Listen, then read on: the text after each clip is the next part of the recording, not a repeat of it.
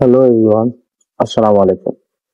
তো আজকে এত সকাল সকাল আমি বের হওয়ার উদ্দেশ্য একটাই যে আমি ওই যে আমার ফ্রেন্ড চলে আসছে। কি অবস্থা আকাশ? কেমন আছিস?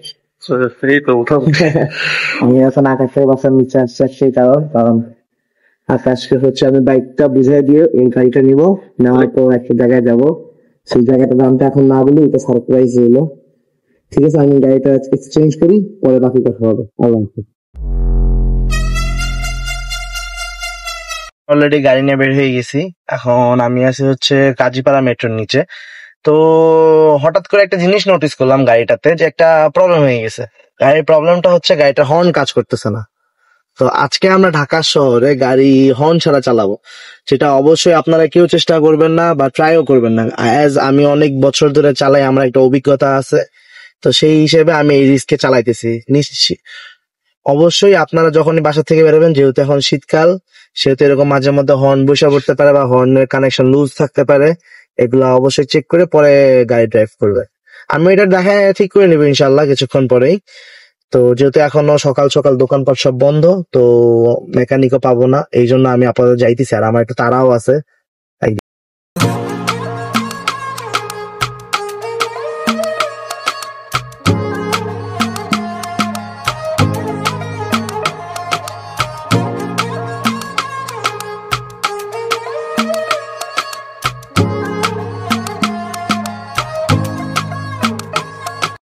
তো বন্ধুরা, দেখতে দেখতে আমরা চলে আসছি হচ্ছে জাহাঙ্গীরনগর ইউনিভার্সিটি।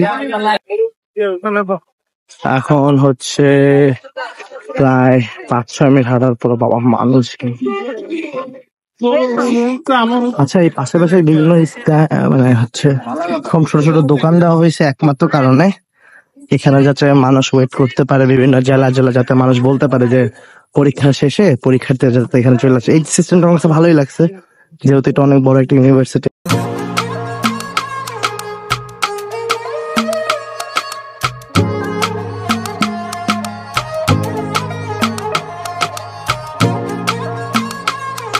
তো বন্ধুরা, আপনারা দেখছিলেন যে সকালে এই গাড়ির হর্নটা নষ্ট ছিল।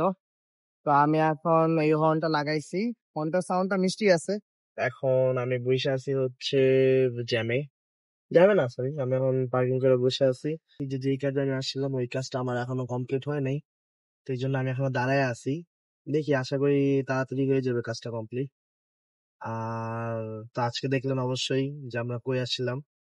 আজকে আমি আসলাম হচ্ছে জাহাঙ্গীরনগর ইউনিভার্সিটি। জানি জাহাঙ্গীরনগর ইউনিভার্সিটি আপনাদেরকে ভালো মতো ঘুরে ঘুরে দেখাতে পারিনি, কারণ হচ্ছে যেহেতু মানে অনেক রাশ ছিল, সেহেতু এভাবে ঘুরে ঘুরে দেখায় ওঠানো পসিবলটা হয় নাই।